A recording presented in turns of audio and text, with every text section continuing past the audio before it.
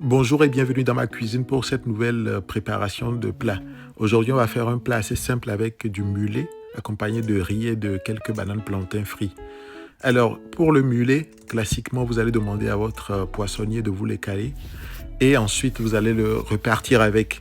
Dans cette vidéo, je vais ouvrir mon poisson par derrière, c'est-à-dire au niveau de la nageoire dorsale, avant de pouvoir le vider complètement. Classiquement, on ouvre le poisson au niveau de l'abdomen. Mais pour ce poisson, j'ai fait l'inverse. Pourquoi? La question reste. Du coup, j'ai la réponse, mais je voudrais quand même savoir si vous la connaissez. Pourquoi est-ce que selon vous, j'ai ouvert ce poisson par derrière et que je l'ai ensuite vidé complètement et puis nettoyé avant de passer à l'étape de ma préparation? C'est une technique assez simple qu'on utilise généralement pour des types de poissons spécifiques. Donc j'aimerais savoir pourquoi, enfin si vous savez la réponse, merci de donner ça en commentaire pour que on puisse échanger là-dessus. Dans tous les cas, c'est une technique assez simple qui vous permettra d'avoir un poisson complètement ouvert et prêt à être assaisonné.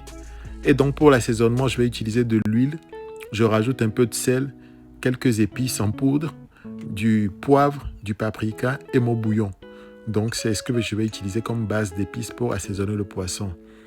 Et je vais ensuite utiliser un papier essuie-tout tout simplement pour éponger l'eau qui restait au niveau de l'intérieur du poisson.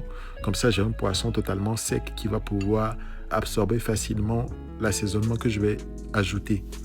Donc, je badigeonne complètement mon poisson au niveau de l'intérieur et je vais faire pareil à l'extérieur du poisson avant de le laisser se reposer quelques minutes au frigo, le temps que je m'occupe des autres préparations et bien sûr avant de mettre le poisson au four.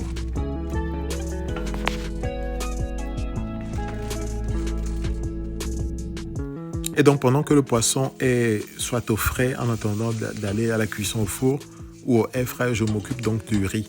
Pour le riz, l'idéal c'est toujours de commencer la friture légère du riz avec du beurre.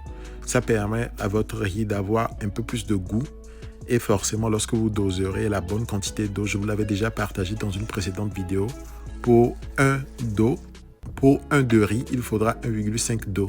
Ça permet d'avoir une bonne cuisson de riz al dente avec un feu assez doux. Et donc, je fais ma cuisson classique. À côté, j'ai fait frire quelques bananes plantains que je vais rajouter à mon plat. Et lorsque le plat sera prêt, je vais donc passer au dressage. Je vais accompagner le plat d'une petite sauce tomate concentrée et forcément du piment. Ici, c'est de l'onctuosité rouge. Je termine le dressage avec un peu de persil que je saupoudre sur mon poisson. Ma question persiste. Est-ce que vous savez pourquoi est-ce que j'ai ouvert le poisson par derrière?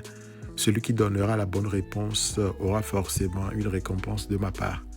Allez, rendez-vous dans les commentaires si vous avez des questions et puis bonne dégustation sauvage à vous. Ciao!